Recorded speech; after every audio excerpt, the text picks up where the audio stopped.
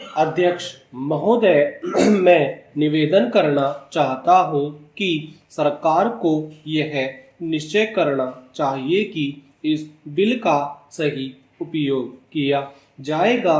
Police को डाक द्वारा मत देने का अधिकार दिया जा रहा है, वह सही है।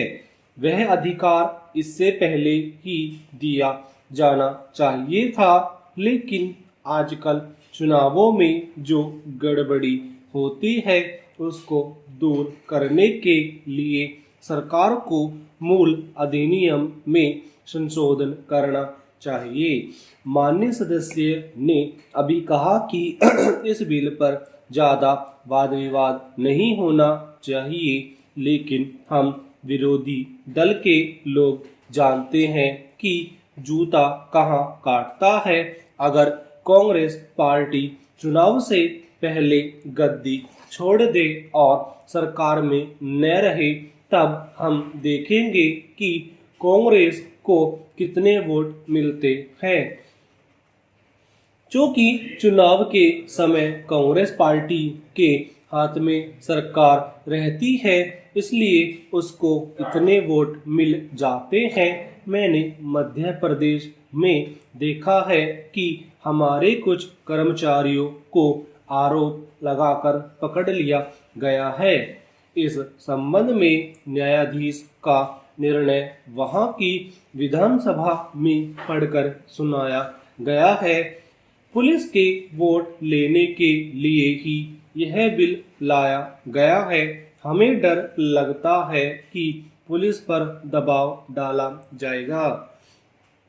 सरकार को यह बतला देना चाहिए कि ऐसा नहीं किया जाएगा। यदि प्रारंभ में ही चोर चोर का शोर मचा दिया जाए तो चोर घर में नहीं घुसता है, क्योंकि वह जानता है कि लोग जागे हुए हैं। हम अपना यह शक और चिंता इसीलिए प्रकट कर रहे हैं ताकि सरकार इन बातों का ध्यान रखे और चुनाव में होने वाली गड़बड़ियों को रोकने की कोशिश करे।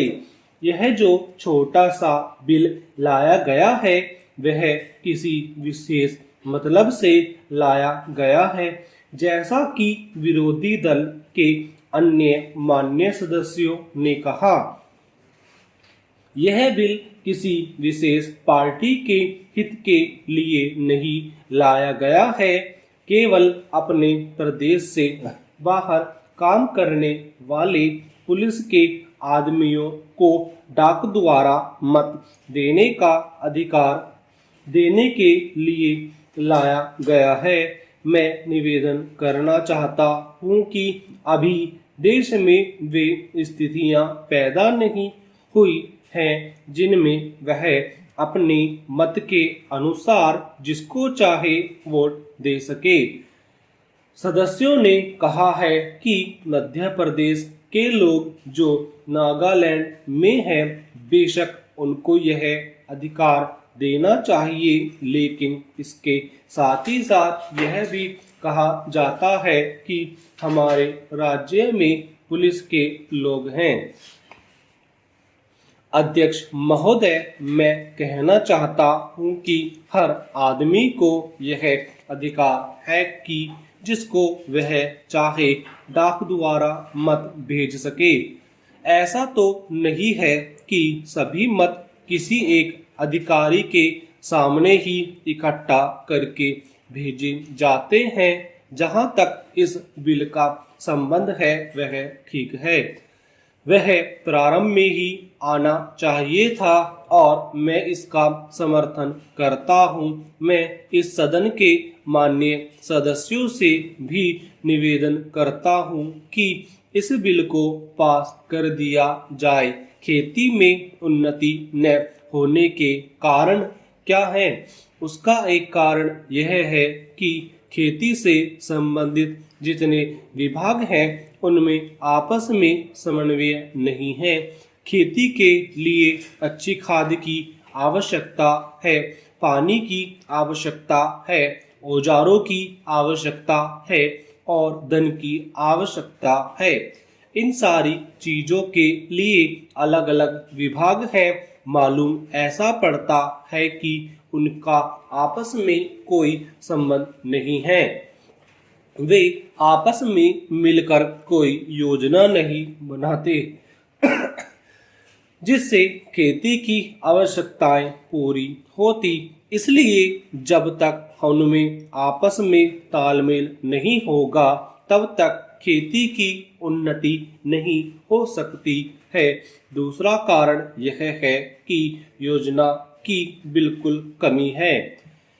इसके अलावा कृषि कॉलेजों से निकले हुए जो स्नातक होते हैं, जो खेती की बातों को जानते हैं, उनमें से एक भी आदमी खेती करने के लिए तैयार नहीं है। सभी प्रोफेसर बनने के लिए तैयार हैं, खेती के लिए कोई भी तैयार नहीं है। एक बात मैं माननीय मंत्री जी से विशेष रूप से कहना चाहता हूँ। अधिक उपज न होने का कारण यह है कि जो खेत में काम करते हैं वे उसके मालिक नहीं हैं। खेत किसी और का है और कोई और कर रहा है। इसलिए मेरा कहना यह है कि किसानों में जब तक यह भावना पैदा नहीं होगी कि यह मेरी भूमि है, तब तक अधिक उपज नहीं हो सकती है। इसके लिए आप जब तक भूमि सुधार नहीं करेंगे तब तक कोई बात सुनने वाली नहीं है। दुर्भाग्य से इस देश में खेती करने वाले बहुत कम लोग ही भूमि के स्वामी हैं। खेती की उन्नति के मूल आधार है पानी, खाद, बीज, धन, उपज का उचित दाम और भूमि सुधार। इन सब की ओर कृषि मंत्रालय का ध्यान नहीं है। सरकार को प्रत्येक खेत को पानी और हर आदमी को काम देना सुनिश्चित करना चाहिए।